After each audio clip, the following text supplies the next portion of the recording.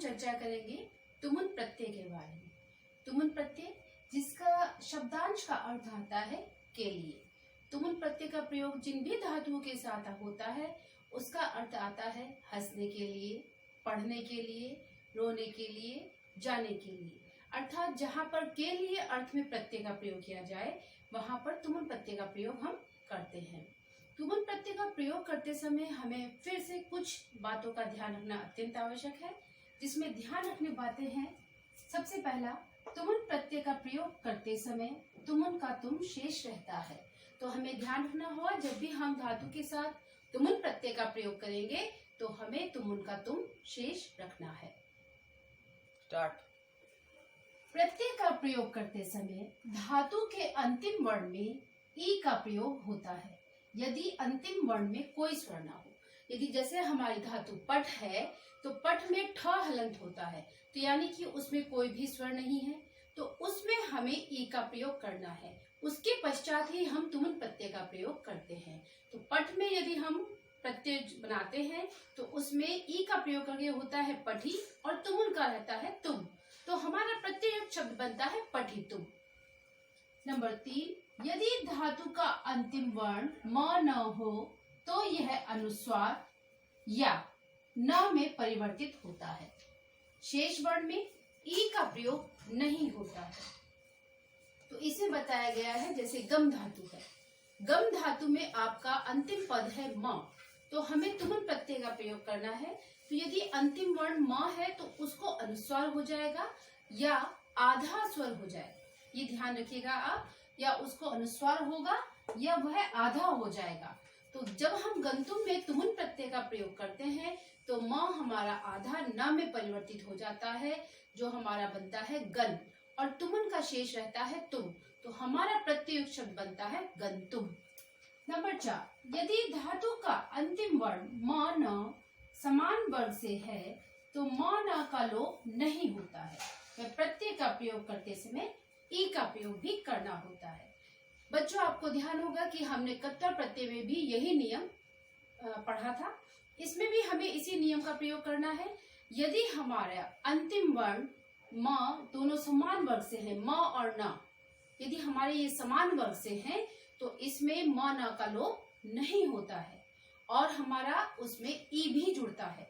जैसे भ्रम धातु, भ्रम धातु में भ और म दोनों एक ही वर्ग से हैं, यानी कि पवर्ग वर्ग से हैं।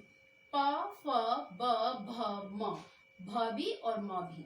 तो इसमें दोनों समान वर्ग से होने के कारण इसमें कोई परिवर्तन नहीं, कोई लोप नहीं, और इसमें ई का भी संयोग होगा। तो हमारा जो शब्द बनेगा भ्रमी, भ्रम में ई जुड़कर भ्रमी, और तुमुन प्रत्यय का तुम शेष रहता है, तो हमारा शब्द बनता है भ्रमितुम। स्टार्ट। छात्रों, आपने जैसे कि इसके नियम जान लिए हैं, तो अब हमें देखना है कि हम जब धातु में प्रत्यय का प्रयोग करते हैं तो हमें किस प्रकार से करना है। आप ये धातु देख रहे हैं पट, और हमें इसमें जोड़ना है तुमुन प्रत्यय। तो तुमुन प्रत्यय जोड़कर हमारा शब्द बन रहा है पठितुम। हमारा शब्द क्या बनता है? पठितुम। किस प्रकार से बन रहा है? देखिए, ठ हलंत है, तो ठ हलंत होने का मतलब है यानी कि ठ में स्वर का संयोग नहीं है, तो हमें क्या जोड़ना है? पठ, इसमें जुड़ गया हमारा ई, तो हमारा बना पठी, और तुमुन का हमारा शेष रहता है तुम, और हमने जोड़ा तुम, तो हमारा प्रत्यय युक्त शब्द बना है पठितुम, जिसका अर्थ होता है पढ़ने के लिए।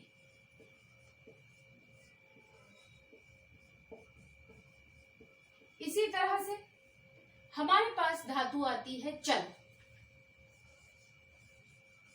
आप देख पा रहे हैं फिर से हलंत है, अर्थात इसमें किसी भी स्वर का संयोग नहीं है, तो हमें इसमें जोड़ना है तुमुन प्रत्यय। जब हमारी धातु में किसी भी स्वर का संयोग ना हो तो इसमें हमें जोड़ना है ई। चली, और तुमुन का बचता है हमारा तुम शेष। तुमुन में हमारा हमने जैसे नियम 1 में देखा था, तो उसमें तुमुन में तुम शेष रहता है, तो चली तुम, और हमारा शब्द बनता है चलितुम। और इसका अर्थ होता है चलने के लिए।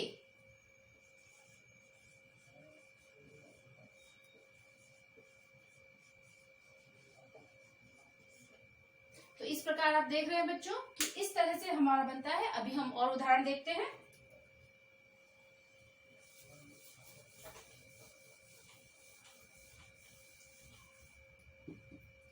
अब आपकी धातु है धाव। धाव में यदि हम तुमुन प्रत्यय जोड़ते हैं, धाव का भी धावितुम क्योंकि हलंत है,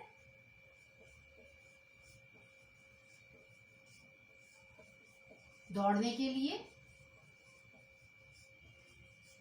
अर्थ है हमारा इसका दौड़ने के लिए क्योंकि हलंत है, तो फिर से ई का संयोग होगा धावी और तुमुन का रहता है तुम। अब एक धातु और देखिए आप, पा। इसमें यदि हम तुमुन प्रत्यय जोड़ेंगे तो ध्यान रखिए कि हमारा ई का संयोग कहां पर होना है, जहां पर धातु में स्वर का संयोग ना हो। लेकिन यहाँ पर आप देख पा रहे हैं यहाँ पर आ स्वर है, तो इसमें हमें ई का संयोग नहीं करना है। पा का पा रहा, तुमुन का तुम रहा, तो हमारा शब्द बना है पातुम, पीने के लिए। हमारा शब्द बनता है पीने के लिए।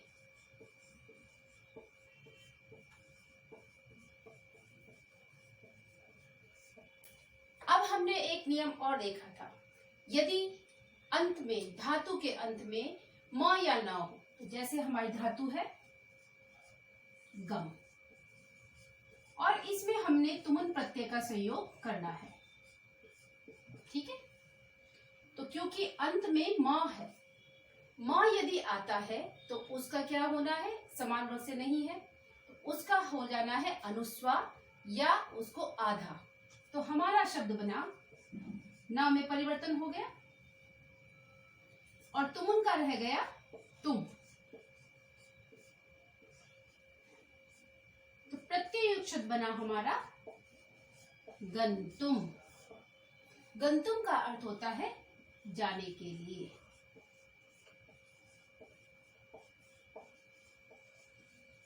एक बार फिर से समझिए बच्चों, इसी तरह से गम में यदि तुमुन प्रत्यय जोड़ रहे हैं, म पदांत है, तो म में हमारा क्या होना है, इसको या तो अनुस्वार होना है या इसको न में परिवर्तन हो जाना है।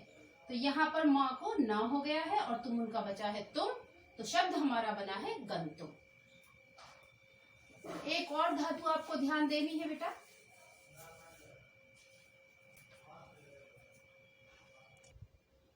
इसमें एक धातु और ध्यान देने योग्य है बच्चों, भ्रम धातु।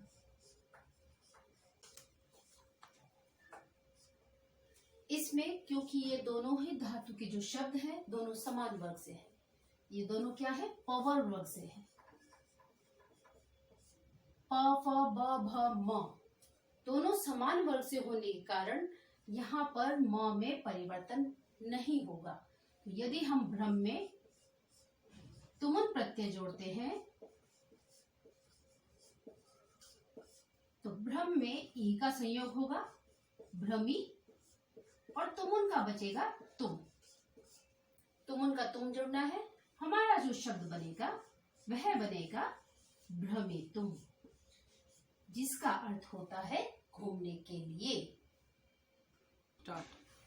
छात्रों, अब प्रश्न उठता है कि परीक्षा में हमारा तुमुन प्रत्यय किस प्रकार से आता है। तो परीक्षा में किस प्रकार से आपका प्रत्यय आएगा ये आप देखिए। जैसे मैंने यहाँ पर एक उदाहरण लिखा है, बालः क्रीड जमा तुमुन गृहात गच्छति। तो जो आप ये देख रहे हैं क्रीड और तुमुन, इसका हमें प्रत्युक्त शब्द इन चारों में से देखना है। तो इन चारों को एक बार आप देख लीजिएगा, मैं पढ़ रही हूँ, इतने आप लोग देखिए।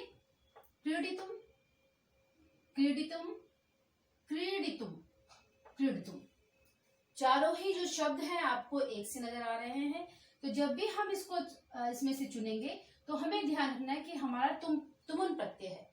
तुमुन प्रत्यय में तुम शेष रहता है, अंत में रहता है तुम शेष। तो सबसे पहले तुम वाले शब्द छांट लीजिए। तो ये हट गया हमारा और हमारा ये हट गया।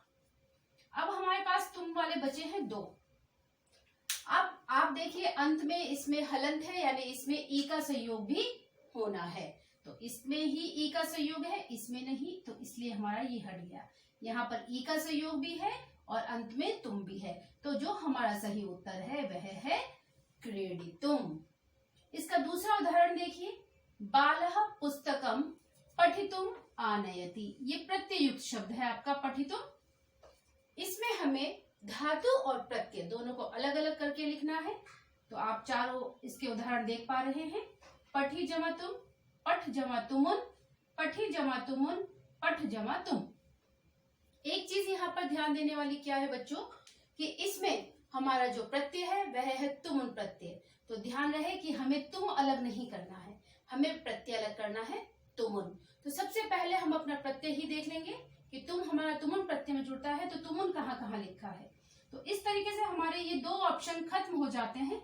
हमारे पास बचते हैं दो ऑप्शन, तुमुन और तुमुन के दो ऑप्शन बचते हैं। शब्द है हमारा पठितुम, यानी कि ई का संयोग हुआ है।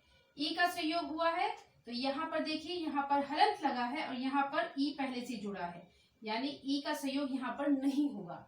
इस तरीके से हमारा ये ऑप्शन भी खत्म हो जाता है और हमारा उत्तर होता है पठ जमा तुमुन। आशा करती हूँ बच्चों कि आपको तुमुन प्रत्यय बहुत अच्छे से समझ में आया होगा। आपको यह पसंद आए तो इसको लाइक, शेयर और चैनल को सब्सक्राइब अवश्य करें।